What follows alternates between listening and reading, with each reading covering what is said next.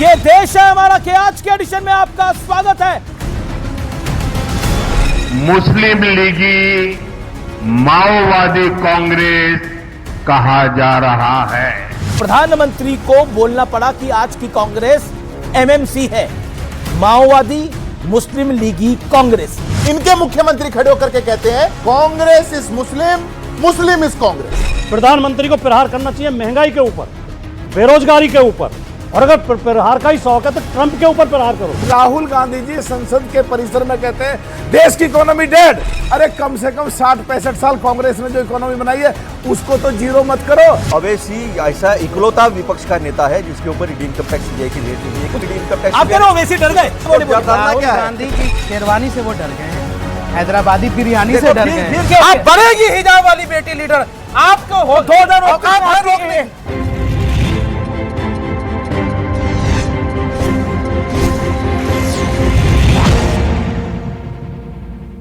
नमस्कार व्यूअर्स, मैं हूं अमीश देवगन। तो ये देश है हमारा के आज के एडिशन में आपका स्वागत है। जोरदार तालियों के साथ अभिनंदन करिए आज के इस एडिशन का। संसद का बजट सत्र शुरू होने वाला है, लेकिन इस सत्र से ऐन पहले प्रधानमंत्री मोदी ने कांग्रेस पर बहुत बड़ा सियासी प्रहार करते हुए कांग्रेस को माओवादी पार्टी करार दिया है। सवाल है कि आखिर इस बयान की नौबत क्यों आई। आज इसी मुद्दे पर हम एक बहुत बड़ी चर्चा करने वाले हैं, लेकिन बात यहीं समाप्त नहीं होती। हिजाब वाली प्रधानमंत्री से लेकर बंटवाले वाली लकीर तक विपक्ष तमाम आरोपों में घिर गया है। तो आज इस पर ही होगी देश की सबसे बड़ी वीकेंड की चर्चा। जनता जनार्दन के बीच आज की इस बड़ी चर्चा में आपका अभिनंदन है।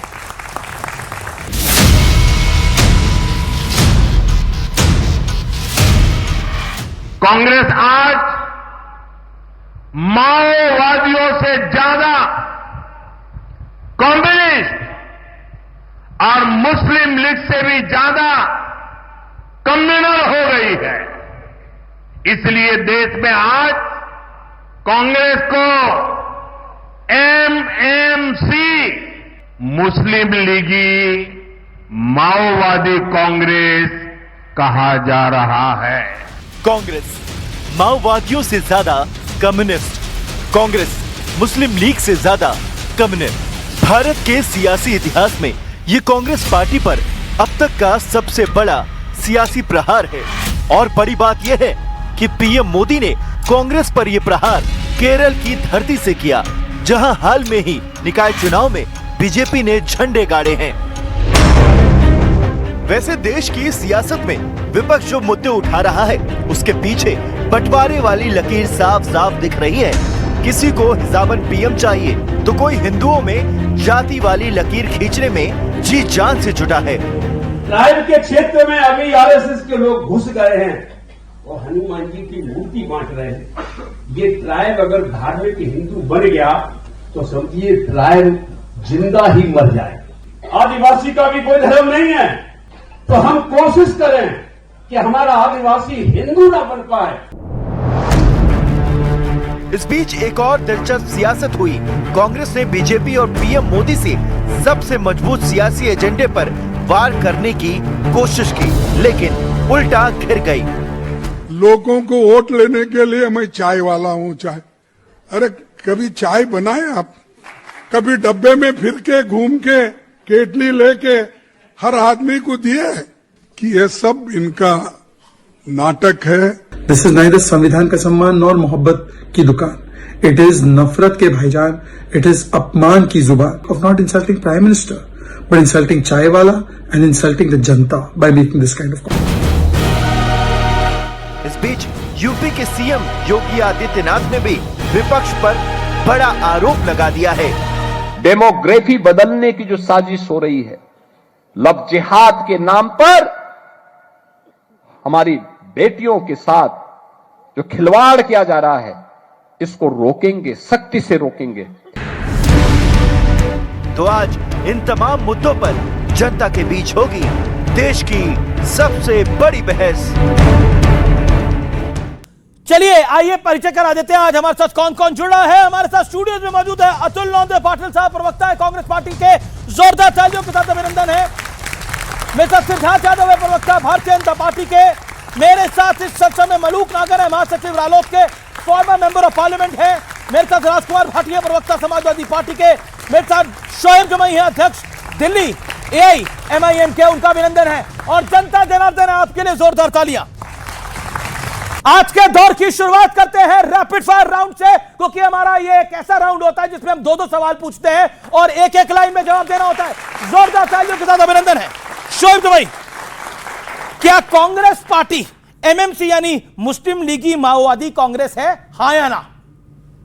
नहीं, मैं नहीं मानता हूं। देखिए, आप नहीं मानते, बस यही रुकिए ना, नहीं मानते। और क्यों नहीं मानते? हम चाहते हैं कि कांग्रेस अच्छा परफॉर्म करे, लेकिन अपनी हार पर आत्मचिंतन भी करना चाहिए, दूसरों पर ठीकरा फोड़ने के बजाय। ठीक है। क्या कांग्रेस इस देश का बड़ा सेकुलर दल है, हाँ या ना? अब नहीं रही है। अब इनके 60% से ज्यादा नेता कम्युनल हो चुके हैं। ठीक है। और एक आपसे बोनस सवाल, आप बीजेपी की A टीम है, B टीम है या C टीम है? हम देश की A टीम है। देश की A टीम है बीजेपी। दलितों, पिछड़ों, गरीबों, अल्पसंख्यकों की ठीक है। आपसे बोनस सवाल पूछा। सिद्धार्थ यादव, आपके पास आता हूं। सिद्धार्थ यादव, क्या बीजेपी सिर्फ विकास की राजनीति करती है या फिर धर्म से उनका काम बन जाता है?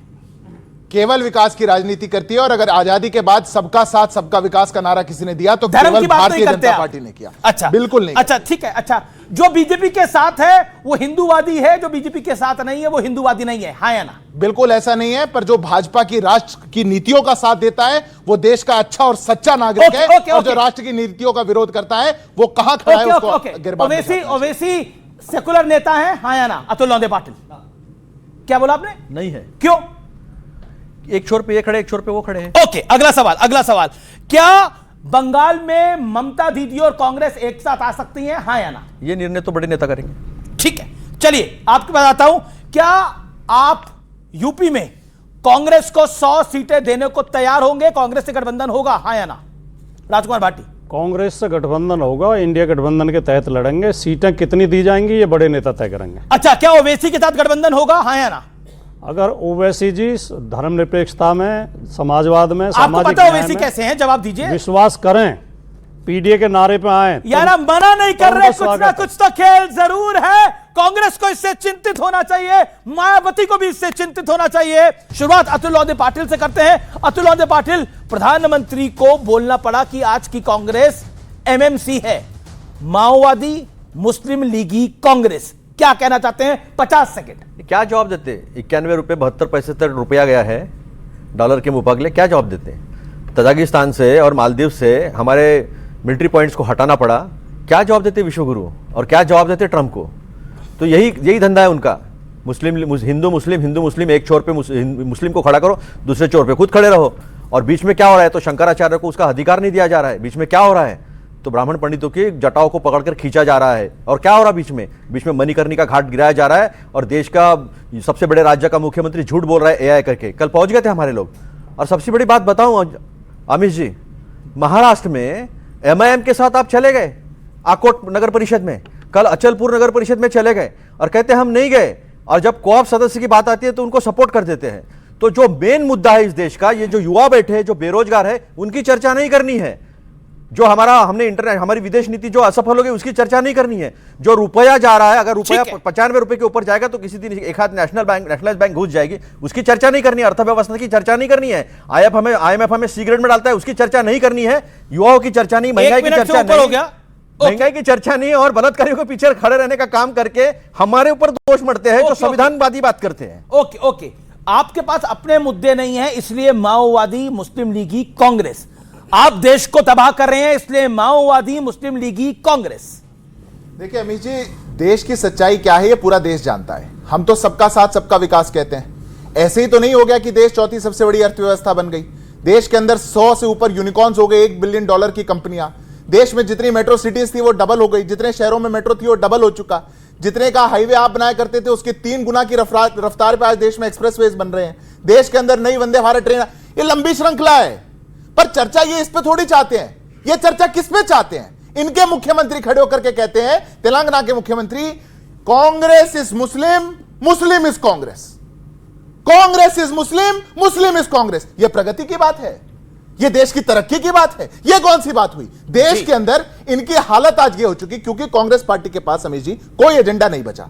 केवल नकारात्मक सोच दिमाग में भर चुकी। कभी वोट चोरी का झूठा प्रोपेगेंडा, कभी जात पात के नाम पे बांट दो, कभी धर्म के नाम पे बांट दो, कभी इलेक्शन कमीशन को कुछ और कह दो, जो आप चुनाव हार जाओ तो जो मर्जी आए वो कह दो, पर केरल में आप कम्युनिस्टों से चुनाव हारो तब कुछ मत कहो। ये आपका एजेंडा बचा है। और हालत ये ऐसी हो चुकी, माओवादी मुस्लिम लीगी कांग्रेस आज कांग्रेस पार्टी बन चुकी और देश को विभाजन की ओर ले जाने वाली कांग्रेस पार्टी बन चुकी। अब इस पर प्रश्न पूछा जाता है तो रास्ता जो लेकिन एक बात है, एक बात है, जब राहुल गांधी राम और ग्राम की बात कर देते हैं तो विरोध शुरू हो जाता है। अब रेवंत रेड्डी साहब का जिक्र करा, अधीर रंजन चौधरी कहते हैं कि मैं तो सेकुलर था और मैं तो सेकुलर था, लेकिन भाईजान आए यानी यूसुफ पठान आए और मुझको एक मुश्त चुनाव हरवाया गया। तब आपको नहीं लगता कि कहीं ना कहीं विरोधाभास आपकी अपनी पार्टी में भी है? नहीं, कोई विरोधाभास नहीं। हम संविधान की बात करते हैं, हम लोकतंत्र की बात करते हैं। हम संविधान के आड़ में जो है ना, मुंह में संविधान और बगल में मनुस्मृति, ये लेकर नहीं चलते हैं। एक एक मुद्दा उठा के ये बात नहीं करेंगे कि तेलंगाना में लाइफ साइंसेस की बात हुई डावोस में जाकर, तेलंगाना में एआई हब इनोवेशन की बात हुई, ये बात नहीं करेंगे, तेलंगाना में मैन्युफैक्चरिंग हब की बात हुई, ये बात नहीं करेंगे। पर ये भी बात हुई ना, Congress is equal to Muslim, Muslim is equal to Congress is equal to democracy and Congress is Congress is equal to Revanth Reddy is the CM. इन्होंने जवाब, मैं बीच में बोला नहीं, इन्होंने जवाब दिया नहीं कि एमआईएम के साथ ऑफिशियल मैं ले लूंगा जवाब, मैं पूरा जवाब ले लूंगा। सुनिए मणिकर्णी का घाट मेरा हुआ नहीं है, वो कह रहे नहीं हुआ, एमआईएम मना कर रही है। ऑन पेपर हुआ है ये कोई झूठ बोले कुछ फर्क नहीं पड़ता। वो तो उल्टा कहते हैं कि अघाड़ी बनाई गई, आपको सपोर्ट करा। एक सुनिए, वहां पे एक नगर परिषद में अघाड़ी बनाई गई थी क्योंकि किसी को नहीं था, तो एक झूठ बोला गया कि एक न्यूट्रल कैंडिडेट को वहां पे मेन जो है अध्यक्ष बनाया जाएगा, जिसमें यूबीटी के लोग भी आए, एनसीपी के लोग भी आए। तो हमारी पार्टी ने भी उनको वहां लोकल लीडर्स ने डार्क में रह करके कह दिया कि हाँ ठीक है हम करेंगे। लेकिन जब मालूम चला कि वहां धोखे से भाजपा को किसी को लाया जा रहा, फौरन विड्रॉ किया गया और वो वहां आप बोलो कि वहां से विड्रॉ किया। जुबली हिल्स में आपने कांग्रेस का साथ दिया था कि नहीं दिया था? अरे भाई कांग्रेस, एक बात बताइए, जुबली हिल्स नहीं जवाब दीजिए ना। अरे इनसे पूछिए, जुबली हिल्स में कांग्रेस का साथ दिया था कि नहीं दिया था? हमने कांग्रेस का साथ दिया ना। That's the point. तेलंगाना के डेवलपमेंट के लिए साथ दिया। रुके तेलंगाना के डेवलपमेंट के लिए साथ दिया। एक सेकंड, अतुल लोंदे पाटिल, इन पे तो आरोप आप लगा रहे थे, लेकिन उनको समर्थन दिया नहीं दिया वो स्पष्ट हो गया। जुबली हिल्स में आपका कैंडिडेट 3 बार से चुनाव हारा था क्योंकि एमआईएम वहां खड़ी होती थी। आपके सीएम ने रिक्वेस्ट करी कि तुम मत खड़े हो, तुम हमारे साथ आ जाओ, और वो साथ आए और आप चुनाव जीत गए जुबली हिल्स के अंदर। जुबली हिल्स में आपका साथ है, सरकार इन्होंने आपकी बचाई पहले और समर्थन यूपीए के साथ था। अब आप बताइए, एमआईएम का तो आपके साथ गठबंधन रहा है भाई। इतना खुशी हो जाती है ना, खुशी नहीं, पॉइंट रखा, फैक्ट रखा है। मेरी बात तो सुनिए, आप तो बोल रहे थे, मैं बोला नहीं। एकदम से आप जुबली हिल्स आए, उछल पड़े। लेकिन जब आकोट में और अचलपुर में इन्होंने किया, तब आपको नहीं एकदम जोश है कि बीजेपी के साथ चले गए? बीजेपी के साथ चले गए, बिल्कुल ऑफिशियली गए। कब गए? कोऑप जो सदस्य है उसको सपोर्ट किया है बीजेपी के, और बीजेपी के साथ ऑफिशियली गए। इन्होंने एक गुट बनाया है वहां पर। हम संविधान को मानते हैं, हम सब लोगों को नागरिक मानते हैं। हम नागरिकों को हिंदू और मुसलमान में बांटकर विभाजन की बात नहीं करते। देश का प्रधानमंत्री देश के अर्थव्यवस्था पे बात नहीं करता, बेरोजगारी पे बात नहीं करता, बलात्कारियों को साथ देने वाले बीजेपी को मीडिया सवाल नहीं करती, कुलदीप सेंगर पे सवाल खड़ा नहीं होता है, नहीं करते। वो कह रहे हैं बिल्किस बारा के बलात्कारियों को छोड़ने पे सवाल खड़ा नहीं होता है। प्रज्वल रेवन्ना के लिए मेरे देश का प्रधानमंत्री वोट मांगता है। मेरी बारी आ गई, अब सुनिएगा। देखिए कैसे ये लोग माओवादी मुस्लिम लीगी कांग्रेस है, इसका प्रमाण अतुल लोंदे पाटिल जी ने आपके शो पर दिया। जो लाइन ऐसी है, अब सुनिए ना, जो लाइन है मुंह में राम बगल में छुरी, उसको भी बदल के बोले, क्योंकि मुंह में राम बोल नहीं सकते। ना राहुल गांधी के मुंह से राम निकलेगा, ना इनके मुंह से राम निकलेगा। आज देश के अंदर यह स्थिति बन चुकी है, विपक्ष का नेता है, डिफेंस की कमेटी का सदस्य है, डिफेंस की कमेटी का टूर अयोध्या के अंदर जा रहा है, स्किप कर देंगे, राम मंदिर में ना जाना पड़ जाए। यह इनकी हालत हो चुकी है। जो हिडमा जिनने इनके नेताओं को छत्तीसगढ़ में मारा, जिस हिडमा ने पूरी कांग्रेस पार्टी के छत्तीसगढ़ की लीडरशिप को खत्म कर दिया, उसके समर्थन में जब लोग उतर करके इंडिया गेट में गए तो कांग्रेस पार्टी वाले ताली बजाने लग गए, माओवादियों के लिए ताली बजाने लग गए। यह जो ग्रसित मानसिकता हो चुकी कि हम कैसे तैसे वोट बैंक ले लें और माओवादी रास्ते पे उतर जाएं, देश में जो चिकन नेक को काटने की बात करें उनका साथ दें, आज उस कांग्रेस पार्टी की इस देश के अंदर जगह नहीं बची। सवाल अतुल लोंदे पाटिल ने बोला देश का विभाजन आप चाह रहे हैं, हिंदू मुस्लिम में डिवाइड आप करें। एक सेकंड, मैं तो किया है, कैसे, किसकी सरकार थी, बताता हूं। कौन था कांग्रेस पार्टी, विभाजन किसने किया, मैं जाऊं उसमें? हाँ, बिल्कुल जवाब नहीं दे पाएंगे आप। जवाब देता हूं। किसने देश का विभाजन किया, किसने लाखों लोगों को मारा, और आप हमसे पूछ रहे हैं कि हम विभाजन चाहते हैं? अतुल पाटिल को मौका देते, वो कह रहे हैं कि देश का विभाजन किसने किया? 1947 में देश का विभाजन हुआ, पंडित नेहरू प्रधानमंत्री बनना चाहते थे? सुनिए ना, ऐसा है कि एक छोर पे सावरकर और दूसरे छोर पे जिन्ना।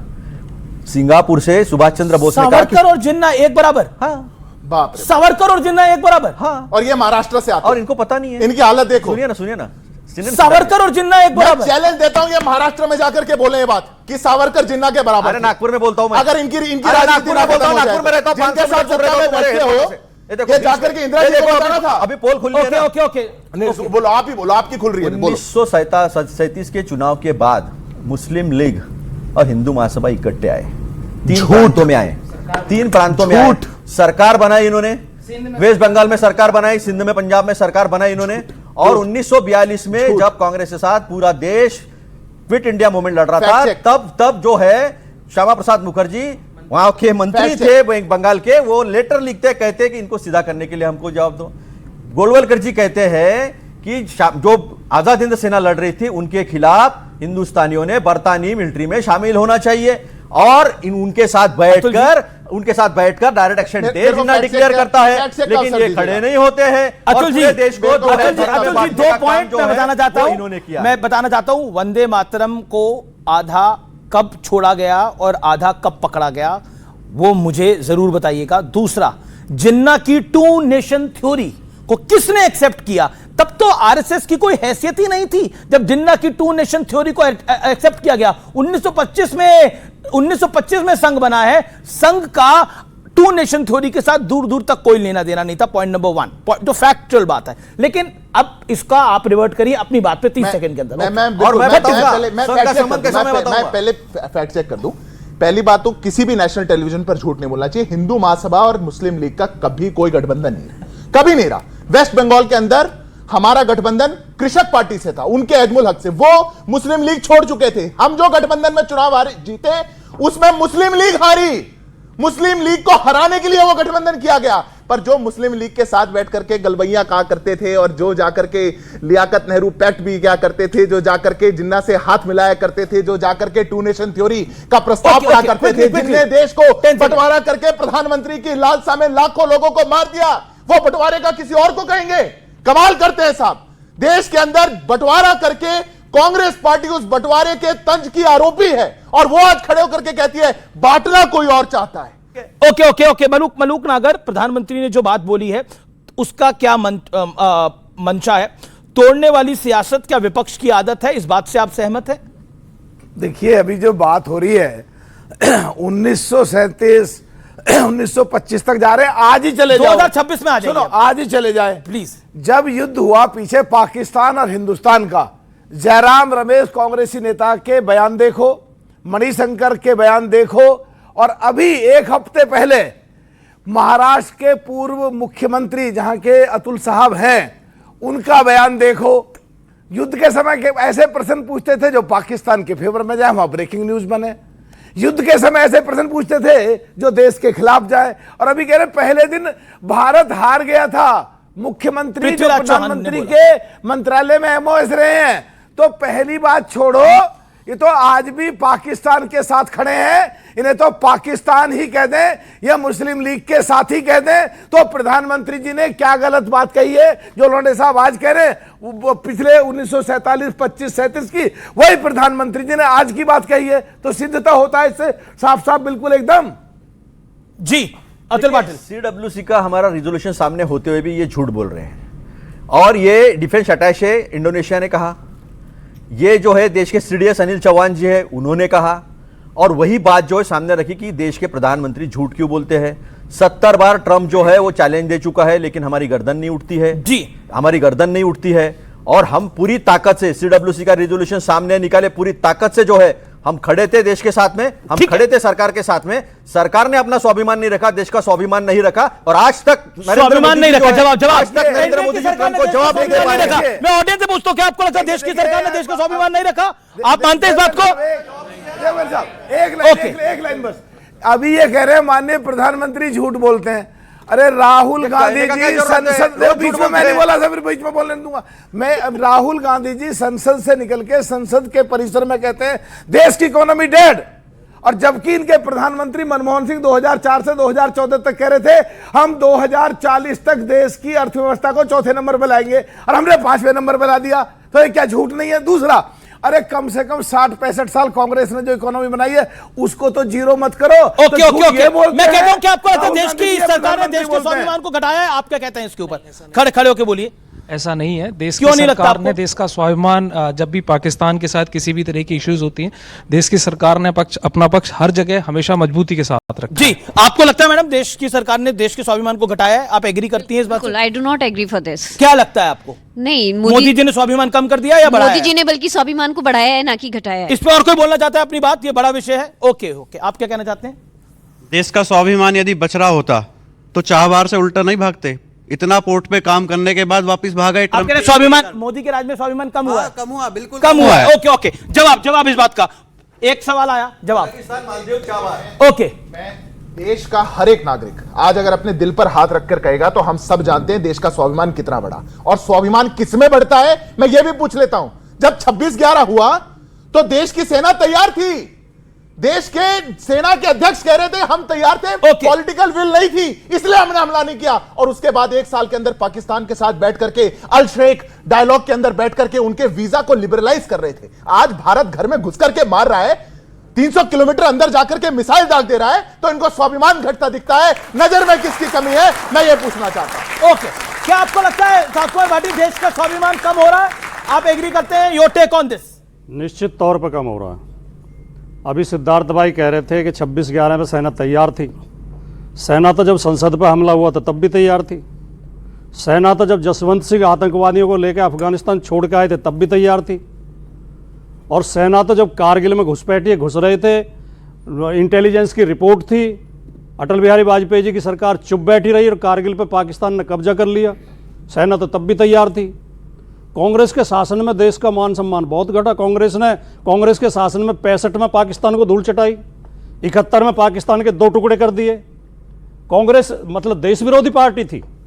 आपने शुरुआत की शो की कांग्रेस पर बड़ा प्रहार नरेंद्र मोदी का। हमारा दुर्भाग्य है कि इस देश को इतना हल्का प्रधानमंत्री मिला है जो विपक्षी पार्टियों पर प्रहार करता है। विपक्ष के ऊपर प्रहार करना चाहिए बीजेपी के प्रवक्ताओं को, बीजेपी के अध्यक्ष को। प्रधानमंत्री पूरे देश का होता है, सबका होता है।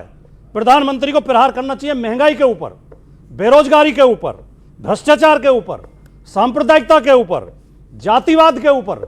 उन पर तो प्रधानमंत्री चुप रहते हैं। और अगर प्रहार का ही शौक है तो ट्रंप के ऊपर प्रहार करो, जो देश को लगातार बदनाम कर रहा है, देश का अपमान कर रहा है। प्रधानमंत्री, भारतीय जनता पार्टी कार्यशैली तो ये हो गई है, जो इनका समर्थन ना करे वो हिंदू नहीं है, जो इनका समर्थन ना करे वो भारतीय नहीं है, और वो समर्थन ना करे तो वो पत्रकार नहीं है, उसे चैनल से निकलवा देते हैं। और अब तो हद तब हो गई कि अगर इनसे सवाल पूछ ले तो शंकराचार्य भी नहीं है। देखिए, सबसे पहली बात तो इस शो में बीजेपी कांग्रेस के प्रवक्ता द्वारा एक झूठ बोला गया। मैं बड़ा सम्मानपूर्वक इसको रिजेक्ट करता हूं। कांग्रेस की मुसीबतें सभी कांग्रेस को बजा रहे हैं। नहीं, अब कांग्रेस को यहाँ से सड़क पे बैठी 6 घंटा और रुकवा दी। कांग्रेस के हाल ही ऐसे हो गए, जो आता है ढोलक बजा के चला जाता है। मैं क्या करूं, इसमें हमारी कोई गलती नहीं है। अब आप सुनिए, ये शब्द इन्हीं के थे, ये शब्द इन्हीं के थे। पहली बात तो यह है कि बीजेपी और एमआईएम का कभी कोई अलायंस नहीं हो सकता। ठीक है, ये समंदर के 2 छोर हैं जो कयामत तक साथ नहीं आ सकते।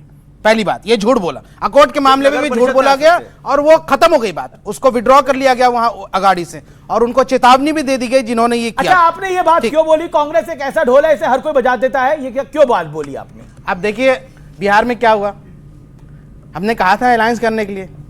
इतनी बड़ी पार्टी 66 सीट पे लड़े और लाए 5 सीट। सबसे पुरानी पार्टी को धमका रहे हैं आप? नहीं, मैं धमका नहीं रहा हूं, ये प्यार से हुल दे रहे हैं। भाई इन्होंने ही कहा ना, मैंने इनकी बात पे कह दिया।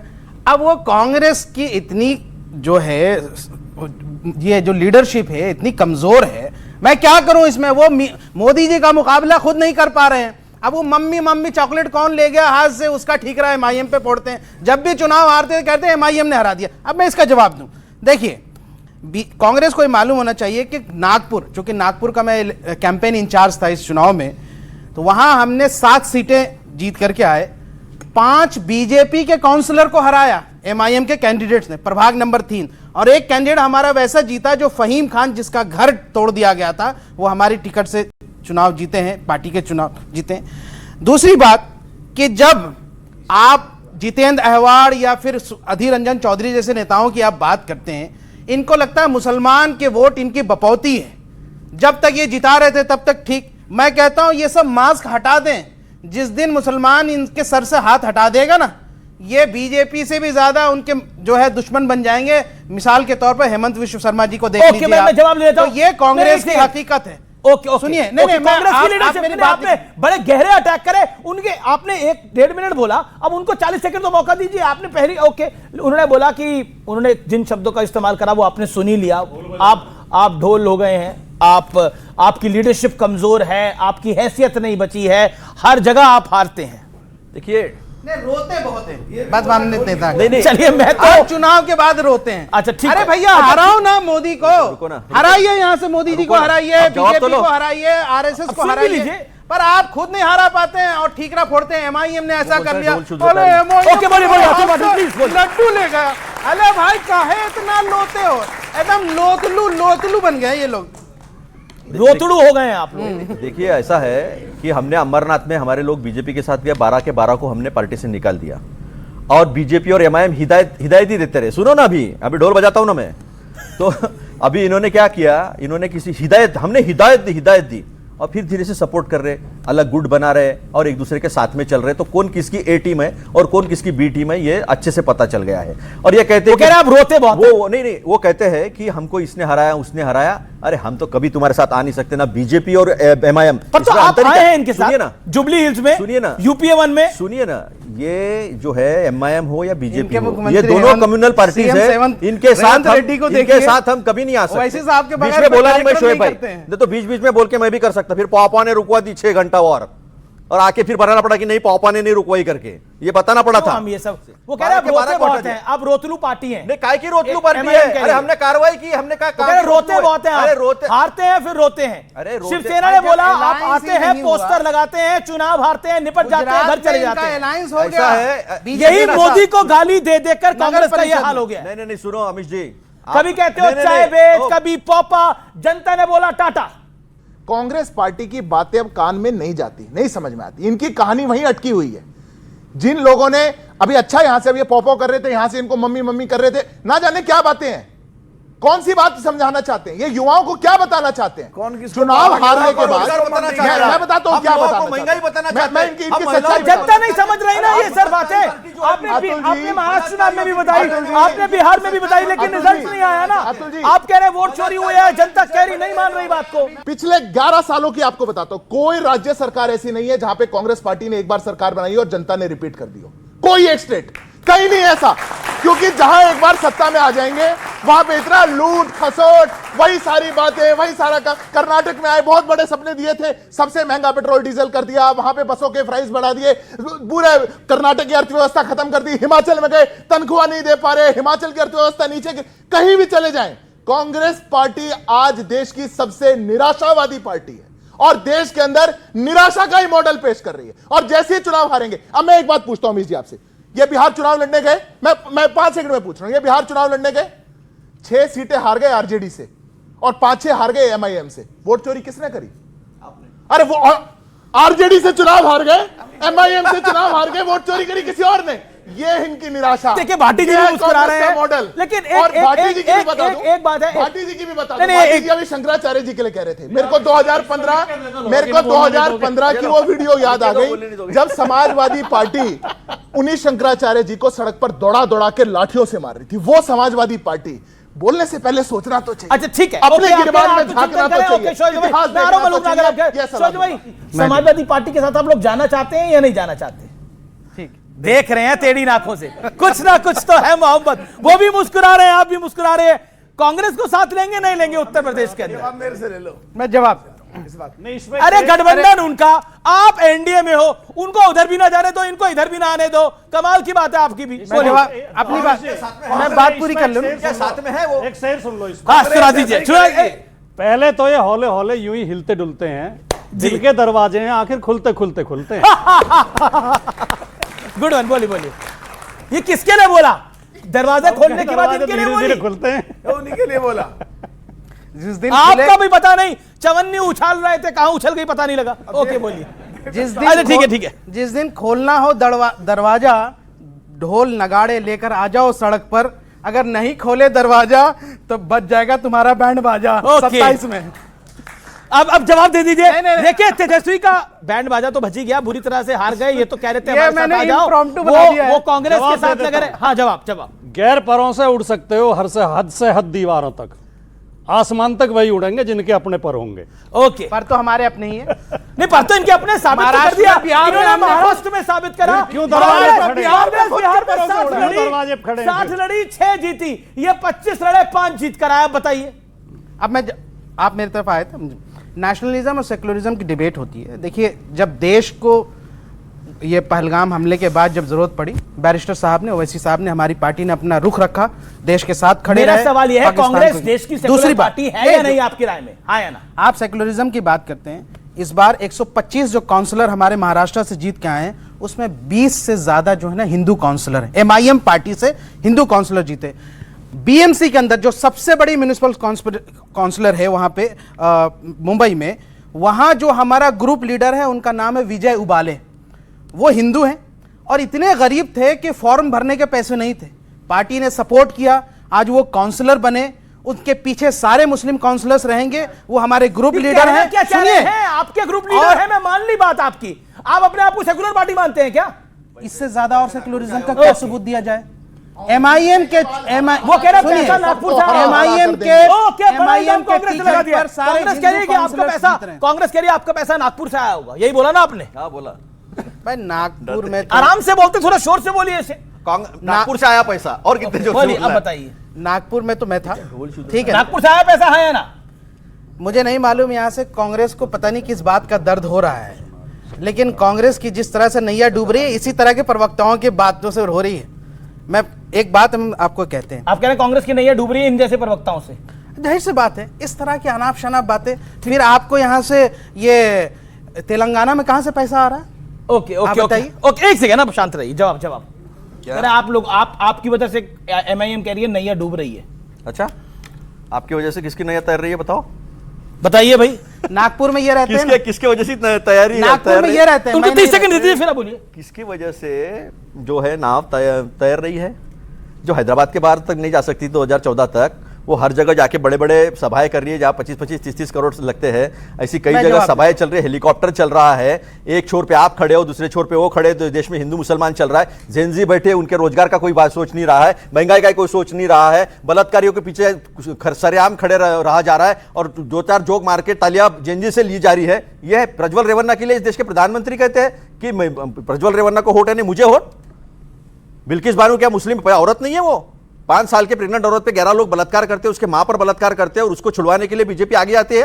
कुलदीप सेंगर को बेल दी जाती है, और सोनम वांगचुक को जेल दी जाती है।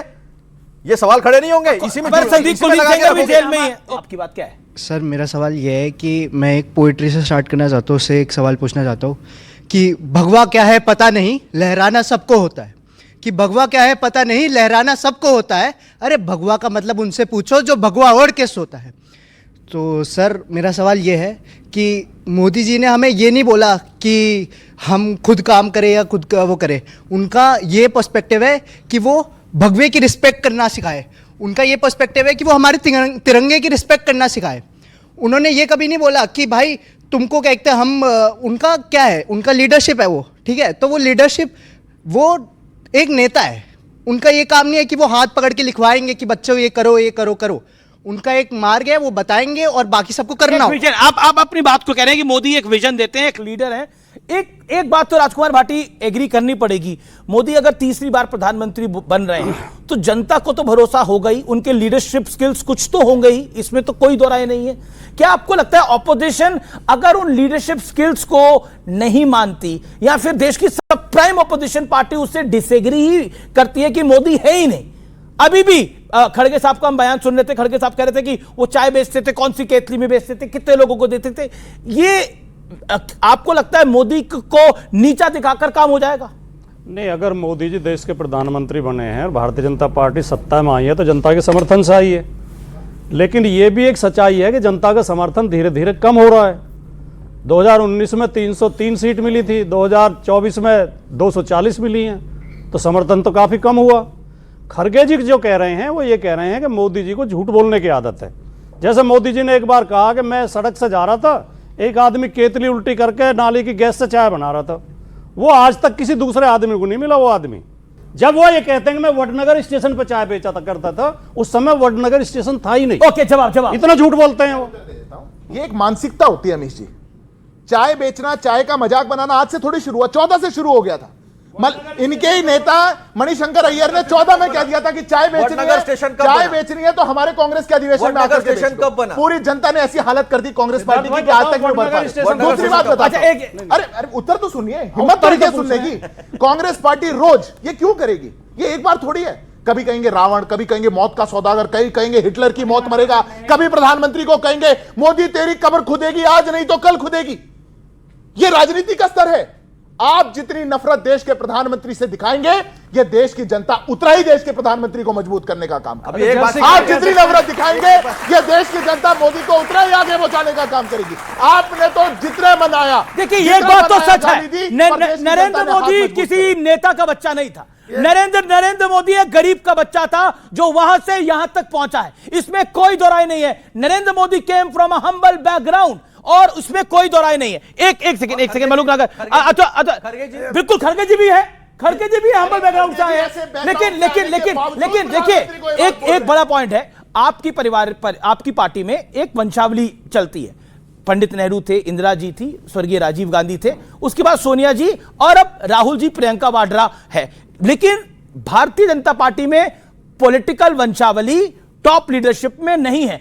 अब जमीन से आया हुआ एक आदमी बन गया। अब खड़गे जी आज भी उनका अपमान, ये तो वही मणिशंकर अय्यर वाली बात हो गई। नितिन नवीन कौन है? बीजेपी के अध्यक्ष हैं नए। उनके पिताजी क्या थे? अरे बीजेपी के अध्यक्ष थे। उनके पिताजी क्या थे? नहीं, बीजेपी के अध्यक्ष थे क्या नितिन नवीन के पिताजी? कौन थे? बिहार के बीच में बोला नहीं मैं। कौन थे? बीजेपी के अध्यक्ष थे क्या उनके पिताजी? कौन थे? फिर कौन थे? मैं बताओ देता हूं। उनके पिताजी विधायक थे। कमाल है। ये वंशावली है। 40 लोग ऐसे हैं। 40 लोग जो है नितिन नवीन के पिताजी के डेथ के बाद नितिन नवीन को टिकट मिला, वो एमएलए थे, बीजेपी के नेता थे। 40 लोग ऐसे हैं जो बीजेपी के नेता थे। 40 लोग मैं बीच में बोला नहीं। देखो ये देखो ये जो है ना, ये मैं ऑन रिकॉर्ड बोल रहा हूं। 55 साल कांग्रेस पार्टी पर नेहरू तो मुझे एक बात बताओ, मुझे एक बार आप उसको जवाब नहीं दे सकते और पूछ रहे हैं उनके पिताजी कौन थे। देखिए मैं बीच में बोला नहीं था, मैं जवाब दे रहा हूं, लेकिन जब सच बोलता हूं ना तो मिर्ची लगती है और बीच बीच में बात 4 बार जवाब दिए। सुन रहे हैं क्या सुन रहे हैं आप? मुझे एक बात बताओ, 1951-52 से चुना हुए, चुनकर आए हुए लोगों को आप कहते हैं कि ये परिवारवाद है, तो आप जनता को झुठला रहे हो। जिन्होंने हमको 2/3 से ज्यादा मेजोरिटी दी है उनको झुठला रहे हो।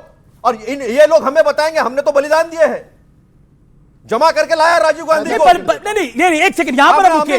बलिदान क्या नेहरू गांधी परिवार ने दिया? क्या सुभाष बाबू ने बलिदान नहीं दिया? क्या भगत सिंह के परिवार ने बलिदान नहीं दिया? इस बात का जवाब दीजिए। क्या सरदार वल्लभ भाई पटेल नहीं थे इस देश के डिप्टी प्राइम मिनिस्टर? आज वल्लभ भाई पटेल के परिवार का व्यक्ति कहां है? किसी को पता है सरदार वल्लभ भाई पटेल के परिवार का व्यक्ति कहां है आज? मणिबेन पटेल कहां बनी? जवाब दीजिए। अब मैं पूछता हूं सवाल, सुभाष बाबू का परिवार कहां है आज? क्या एक ही परिवार ने इस देश के लिए सब कुछ करा? आओ ना, यही से जवाब दो। क्या एक ही परिवार ने सब कुछ करा? क्या एक ही परिवार के लिए सब कुछ था? परिवारवाद की बेला चली, इस देश की आम जनता ने उस बेला को रिजेक्ट किया साल 2014 में। बीजेपी वाले को बोलने दो ना। बीजेपी को नहीं है, सत्य और तथ्य है सर। 2014 में परिवारवाद की बेला को रिजेक्ट किया गया। आप जवाब क्यों नहीं ले रहे? मणिबेन को, इंदिरा जी के पहले मणिबेन को टिकट दिया, मणिबेन हारने के बाद मणिबेन को राज्यसभा में लाया, डायमा भाई को भी, उनके बच्चे को जो है उनको भी राज्यसभा में लाया, उनको भी लोकसभा में लाया। सुनो एक बात और ये लोग भगत सिंह का नाम लेते हैं। भगत सिंह को 1931 में फांसी दी, तब आरएसएस 1925 में आया था, लेकिन आरएसएस ने एक चिट्ठी भी नहीं लिखी कि भगत सिंह को। देखो बीच में नहीं बोलना। देश की एक पार्टी पर राज करती है, वो ठीक है कि गलत है? मैं केवल इतना पूछ रहा हूं। देखो आपका हक नहीं बनता क्या? 2047 में भाजपा का अध्यक्ष कौन होगा कोई नहीं कह सकता। कांग्रेस का अध्यक्ष मैं बता देता हूं, या तो हाईकमांड होगा या इनका अध्यक्ष होगा, पर होगा नेहरू गांधी खानदान से। यह सच्चाई है इनकी। हमारा कौन होगा नहीं पता। हमारा अध्यक्ष है ना, सुनियो जैन जी, सच सुनियो, चिल्लाने से सच नहीं होता है। देखिए मैं अपमान की बात कर रहा हूं। कोई कह रहा है मोदी चाय बेचता है, चाय बेचता है, उसका प्रूफ लेके आए। आप यहाँ पे पॉपा करे जा रहे हैं तब से। यही कह रहा हूं, मोदी का जब अपमान करेंगे देश की जनता जवाब देगी। आप सुनिए ना, आप देखिए दिल्ली में आप शून्य पे आ गए, आप यूपी के अंदर 40 साल से सत्ता में नहीं है, बिहार में 35 साल से सत्ता में नहीं है, महाराष्ट्र में आपका क्या हश्र हुआ बताने की आवश्यकता नहीं है। दिल्ली में 3 बार से जीरो आ रहा है, बंगाल में पिछली बार भी जीरो आया। देखिए 26 में बंगाल में चुनाव है, 27 में सबसे बड़ा चुनाव उत्तर प्रदेश का है। बड़ी बात यह है उत्तर प्रदेश के अंदर, क्योंकि कांग्रेस का भी बिहार में बहुत बुरा हाल हुआ है और हमने देखा महाराष्ट्र के निकाय चुनावों में भी कांग्रेस का क्या हश्र हुआ है, यह किसी से ढका छुपा हुआ नहीं है। लेकिन फिर भी मेरा पॉइंट यह है, क्या ओवैसी की पार्टी के लिए जो आपके मेंबर ऑफ पार्लियामेंट ने बयान दिया है उसकी हमारे रास्ते सब दरवाजे सबके लिए खुले हैं, वो वाकई खुले हैं या खुले दिखाकर बंद करने का प्लान है? सबके लिए नहीं खुले हैं, जो मुद्दों पे हमारा समर्थन करेगा, जो हमारी विचारधारा से इनके लिए डायरेक्ट पूछा मैंने। नहीं मैं बता वही जवाब दे रहा हूँ। समाजवादी पार्टी पंथ निरपेक्षता समाजवाद में विश्वास करती है, लोकतंत्र में विश्वास करती है। अगर इन मुद्दों पे वो सहमत हैं तो कोई हमारे शत्रु थोड़ी हैं, हम बात करेंगे। और अगर वो सांप्रदायिक नीतियों पे चलेंगे तो फिर हमारे कोई समझौता नहीं होगा।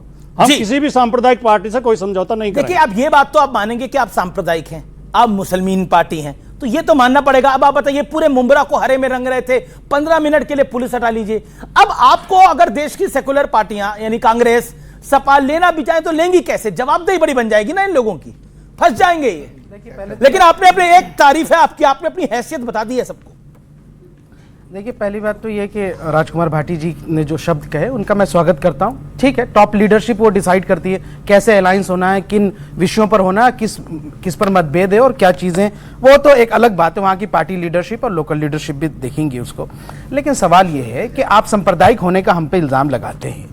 भाई हमारी पार्टी से तो दलित भी काउंसलर्स हैं और हिंदू भी काउंसलर्स हैं, महिलाएं भी हैं, पुरुष भी हैं, सब हैं।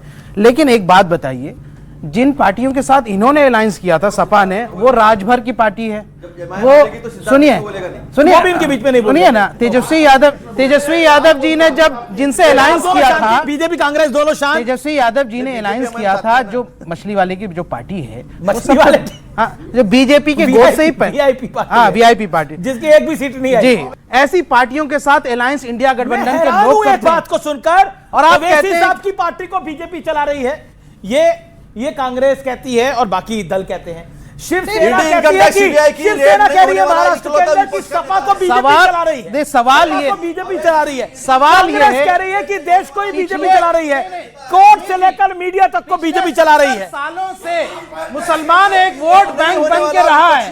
पिछले 70 सालों में 40 सेकंड मुसलमानों को एक वोट किसने समझा? 70 सालों से मुसलमानों को एक वोट बैंक की तरह समझा।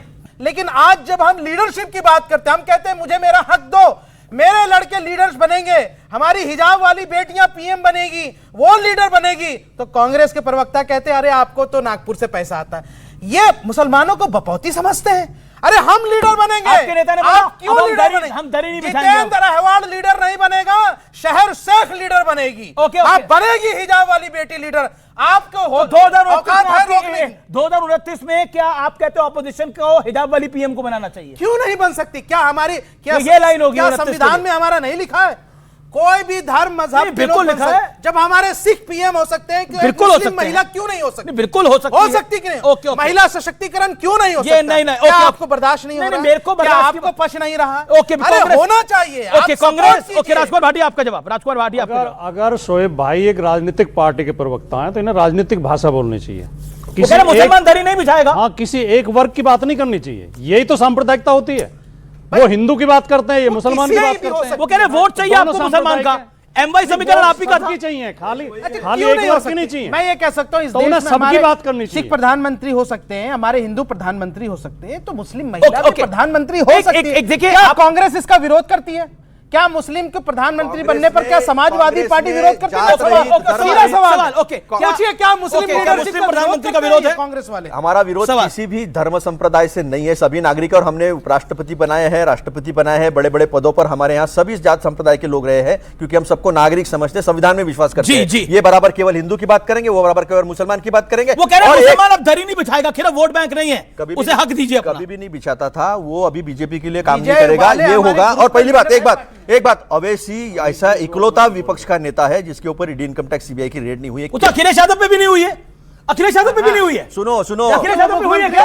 अखिलेश यादव ईमानदार नेता, उन पर क्यों होगी? तो फिर ओवैसी ईमानदार नहीं हो सकते क्या? ओवैसी ईमानदार नहीं हो सकते? देखो, ना कभी मंत्री रहे, अगर ऐसी बात ना है, किसी विभाग को उन्होंने संभाला। सुनिए ना शोएब भाई, अगर इन्होंने कहा कि भ्रष्टाचारी लोगों पे ईडी इनकम टैक्स, आप कह रहे हो ओवैसी डर गए? सुनो ना, आप कह रहे हो ओवैसी डर गए? सुनो ना मेरी बात, हाँ, जवाब तो मैं तो सुन दे रहा हूं। तो फिर जिन लोगों के ऊपर ईडी इनकम टैक्स सीबीआई के आपने रेड्स किए, जिनके ऊपर आपने आरोप लगाए, उनको पार्टी में लेकर बड़े बड़े पद क्यों दिए? मेरे महाराष्ट्र में तो सबसे ज्यादा दिए। ईडी से डर क्या गए? बात कर रहे हैं आप? भ्रष्टाचार की बात करते हैं ये बड़ा भाई, तो साथ में है तो डरने की बात क्या है? राहुल गांधी जब बीजेपी हमारे भाई भाई है, तो डरना राहुल क्या है? गांधी जी को शेरवानी से वो डर गए हैं, हैदराबादी बिरयानी से डर गए, फिर जात संप्रदाय पे, फिर धर्म पे ये फिर असल में डरपोक है। पूरे देश के लोग ये जनता की बात डरपोक नहीं असल में करेंगे। ये कौन डरपोक है? ये मोदी जी को हरा नहीं पाते, ये बीजेपी को काउंटर नहीं कर पाते, 240 पे लाने वाले हम ही हैं। आरएसएस को यहाँ से काउंटर नहीं कर पाते, ठीकरा हम पर फोड़ते हैं। अरे हम भाई, किसी पे ठीकरा नहीं फोड़ते। ओवैसी जी ना कभी मंत्री रहे, ना कभी मुख्यमंत्री रहे। आपकी पार्टी इतनी बड़ी भ्रष्टाचारी पार्टी थी, कोल स्कैम आपने किया, 2G स्कैम आपने किया, फलां स्कैम आपने किया, सारे स्कैम आपकी पार्टी में रहे, सब एक्विट हो गए। सारे भ्रष्टाचारियों के राज में कोल स्कैम आपने आरोप किए थे, 2G के आरोप किए थे, इंटरेस्टिंगली अब इस पे सिद्धार्थ यादव का भी जवाब आता है, और ऑडियंस आप अपने सवाल तैयार रखिए। जितनी लड़ाई अभी आपने इन दोनों के बीच में देखी, वो केवल एक एजेंडा के लिए, एक वर्ग विशेष का वोट चाहिए और कुछ नहीं। ये बताएंगे कि हम ज्यादा हितैषी हैं, हम बिरयानी अच्छी बना लेते हैं, हम शेरवानी बहुत अच्छी पहनते हैं, और ये कहेंगे राहुल गांधी तो पैदा ही शेरवानी पहनकर हुए थे, वो तो सबसे अच्छे वाले हैं, वो तो सबसे ज्यादा माइनॉरिटी को अपील करते। ये समस्या है और कुछ नहीं। और अगर एमआईएम सेक्युलर पार्टी है तो फिर देश में लोमड़ी भी शाकाहारी है। मैं इतना ही कहना चाहता हूं। कांग्रेस से सवाल है कि अगर परिवारवाद जायज है, राजा का बेटा ही राजा बनना चाहिए, तो आपका सपोर्ट देश ने क्यों नहीं किया इस बात पर? देश ने क्यों राहुल गांधी को प्रधानमंत्री नहीं बनाया? ओके, जवाब अतुल पाटिल। ये बात इतनी भी सच्ची है कि 1952 से लेकर 2014 तक इंदिरा जी को चुन के दिया, पंडित जवाहरलाल नेहरू जी को चुन के दिया, राजीव गांधी को चुन के दिया, सोनिया जी को चुन के दिया, तो ये तो जनता ने चुन के दिया ना। कि अब क्यों नहीं चुन रहे? अब क्या गलती हो गई? एक सेकंड, सुनो, राहुल जी की बात हो रही है, इंदिरा जी की नहीं हो रही। राहुल जी 1952 से राहुल रुको पता है उन्हें, पता है। चुनाव जीते हुए हैं 1952 से लेकर 2014 तक। इनके भी ये 900 चुनाव हारे हैं। ठीक है, ये 90 चुनाव की बात करते हैं। राहुल जी चुनाव जीते हैं, 900 हारने की है। मेरा बीजेपी से सवाल है कि अभी रिसेंट में हुआ है शंकराचार्य जी पे, ठीक है, जिनमें पंडितों के चुर्कियों को पकड़ के उनको मारा पीटा गया है, क्या यह सही है? जो पार्टी अपने आप को सनातनी बताती है, क्या यह चीज सही है, या क्या यह चीज सही की गई है एज अ सनातन के तौर पे? ओके, अच्छा सवाल है, जवाब। देखिए मैंने तो संक्षेप में जवाब, बिल्कुल संक्षेप जवाब दे रहा हूं। बिल्कुल किसी भी स्थान पर यह शंकराचार्य या फिर हमारे साधु संतों का विषय नहीं है, किसी के लिए भी नहीं होना चाहिए, पर नियम भी सबके लिए हैं। मेले के नियम भी सबके लिए हैं। अब वहां पर तो जांच पूरी हो रही है और हर पक्ष पे होगी, पर जिन लोगों ने 2015 में उन्हीं शंकराचार्य जी को सड़कों पर उत्तर प्रदेश की लाठियों से बांधा था, आज वो लोग पूछेंगे? आज दौड़ा के जिन्होंने पीटा था, आज वो लोग पूछेंगे? राजगोपाल भाटी जवाब। राजगोपाल भाटी, देखिए 2015 में जब आपका शासन था, दौड़ा के पीटा, अभी भी पालकी को रोका गया, लेकिन एक बात है, केशव प्रसाद मौर्य उनसे निवेदन कर रहे हैं कि आप जाके स्नान कराइए, करा मतलब ये निवेदन, और दूसरी तरफ से कहा जा रहा है कि वो गलत कर रहे थे। अब सही कौन है, आप अपने आई निर्धारित करिए ना जरा, तवा उल्टा है या सीधा है? वो साधु संत तो स्वाभाविक बता चुके, मेघ मेले के अंदर झांकियां जाती नहीं जाती, देश का साधु संत पर जानता है, इसमें अधिक कहने की आवश्यकता नहीं है, ना ही कोई कंट्रोवर्सी की आवश्यकता है। पर जो लोग योगी जी ने कालने में किसे कहा? पर जो लोग योगी जी ने कालने में किसे कहा? जो लोग कौन था कालने में? नहीं, मैं वही बता रहा हूं। जो लोग सनातन धर्म को डेंगू मलेरिया बताते थे और इरेडिकेटिंग सनातन धर्म बनाते थे, जो लोग सनातन धर्म को, अरे सनातन धर्म को जो लोग इरेडिकेटिंग बताते हैं और जो देश के अंदर डेंगू मलेरिया बताते हैं और साथ में खड़े होकर के उसके खिलाफ बोलने वालों को झूठी एफआईआर दर्ज करवाते हैं, आज वो शंकराचार्य। ओके। तो फिलहाल आज के इस वीकेंड एडिशन को यहीं समाप्त करते हैं। आप तमाम लोगों का बड़ा बड़ा अभिनंदन, मेरे युवा मित्रों का बड़ा अभिनंदन, मेहमानों का अभिनंदन, आपने इस कार्यक्रम को देखा आपका अभिनंदन, आपको मेरा नमस्कार, जय हिंद, वंदे मातरम।